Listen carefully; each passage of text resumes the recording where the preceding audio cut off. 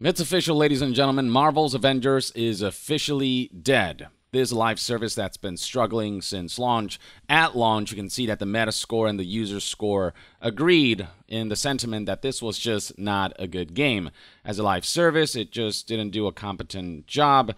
It just had really bland and boring level design and activities, combined with the fact that there were a lot of technical issues during launch and during the post-launch period. The looter aspect wasn't particularly good. The game was just generally lacking content, like, villains. There were only like a handful at launch, and to this day, there really aren't enough villains. The heroes that did release post-launch, many of them were essentially Echo characters. The main campaign was just fine, nothing really to write home about, and it wasn't really extrapolated upon after launch. The monetization elements in this game, many felt to be in poor taste.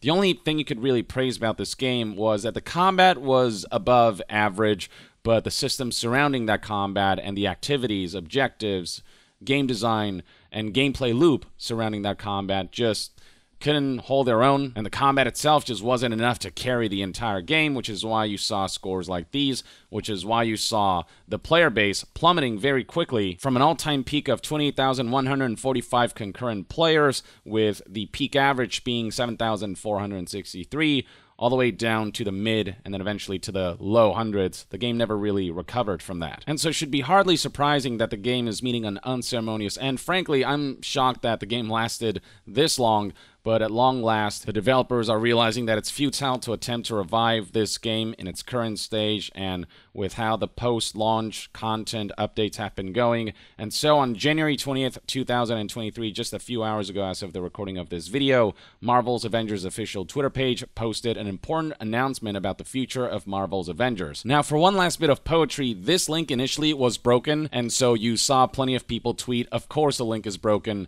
or "an outstanding conclusion to this saga." And the screenshots here show that initially clicking on the link taking you to the official statement announcing the end of Marvel's Avengers support would take you to a 502 bad gateway error. And I myself got this. You can see right here, I kept the tab open so that I could show this to you guys. But eventually, this bug was eventually fixed, which unfortunately you cannot say about the myriad bugs in Marvel's Avengers that still haven't been addressed long after launch. But yeah, here it is, ladies and gentlemen. Final update on the future of Marvel's Avengers. Here's what the full statement states. Following Update 2.8, which will launch on March 31st, 2023, we will no longer add new content or features to Marvel's Avengers. All official support for the game will end on September 30th, 2023, just a couple months from now. Now, the game will not be fully shutting down. The game will still be accessible after September 30th, 2023. Both single-player and multiplayer gameplay will continue to be available. It's just that the game will see no new additional content, and there's going to be a skeleton crew, if that, that's just going to keep an eye out on the game. But as a live service, this game is very much officially dead, much like how Anthem is. That's a game that's in live support. You can still technically play it and access it, but there's just no activity really going on in that game. Marvel's Avengers is going to be on live support as well, essentially. Update 2.7, which added the Winter Soldier hero and Cloning Lab Omega level threat, is the last new content to be added to the game. A character addition that was mocked because many of his movesets and animations were taken from Captain America and Black Widow. There were some unique elements to the character, but it just felt like the game was running on fumes when a brand new character would recycle so many moves. On top of that, no new cosmetics are coming to the marketplace, and all final balance updates will occur in Update 2.8 in March. And speaking of cosmetics, the in-game shop, the marketplace, is also something that's going to shut down pretty soon. We'll also be turning off the cosmetics marketplace on March 31st, 2023. From then on, credits will no longer be purchasable, and all remaining credit balances will be converted into in-game resources to aid ongoing adventures. And there's a chart down here that details how these ranges of credit balances will translate to in-game resources. And then scrolling further down, you'll find details about how they'll be making all marketplace items available to players for free since the live service is ending. Starting March 31st, 2023, we will make all the game's marketplace, challenge card, and shipment cosmetic content available to all players for free. Every single outfit, takedown, emote, and nameplate from the marketplace, challenge cards, and shipments will be free for all players. gifting the full library of marketplace cosmetic content is a way to thank our community. Are we supposed to feel grateful that content that was artificially locked for the sake of monetization is finally being unlocked, essentially, when you've got games like Marvel Spider-Man whose skins were entirely unlockable through gameplay with a well-paced sense of progression? And sure, Marvel's Avengers is a live service, but many would argue that it shouldn't have been in the first place, not to mention that it did charge a premium price for the base game. And this is a game that had no business monetizing to the degree that it did, given the state that it launched in, and given that it very much felt like an unfinished product. Not to mention that people who did pay money for all of these items will essentially have wasted their money, realizing that all of that stuff was going to be available for free anyway come game shutdown. So yeah, I don't know, those who smartly skipped Marvel's Avengers and are now curious about it, now that it's on its last legs, will benefit from this. And even then, it's not as if this is a game that's recommendable even in its current state, because it is still ultimately a really hollow feeling game. Having access to all of the marketplace items is not going to change the fact that this is just a subpar video game release. A few more details are provided in this FAQ section. It is detailed here that after September 30th, 2023, we cannot guarantee that we will be able to address issues that occur due to unforeseen circumstances. Again, the game is going to be on life support. Yes, players are going to still have access to it, both single player and multiplayer, but if there's a major bug that crops up, because the support for this game is officially dead, it's not something that Crystal Dynamics is going to prioritize. No new digital purchases of the game will be available after September 30th, 2023. So not only is support ending for the game, but the title will also be delisted across all digital storefronts. The only option to get the game after September 30th would be to essentially find a retail copy. I don't know why you'd want to do that, but yeah, that's kind of the current circumstance. It is emphasized once again that no new stories, features, or heroes will be added to the game. The Winter Soldier will be the last playable character that they'll be releasing, a disappointing end to what has been a disappointing journey. This announcement does not alter any standard refund policies or terms. We're not offering special refunds as a result of closing the marketplace. So for those who feel snubbed about Marvel's Avengers' early demise and don't care for in-game resources, you're out of luck. That money you spent will not be given back to you. To close things off, it is confirmed here that Spider-Man will remain exclusive to PlayStation.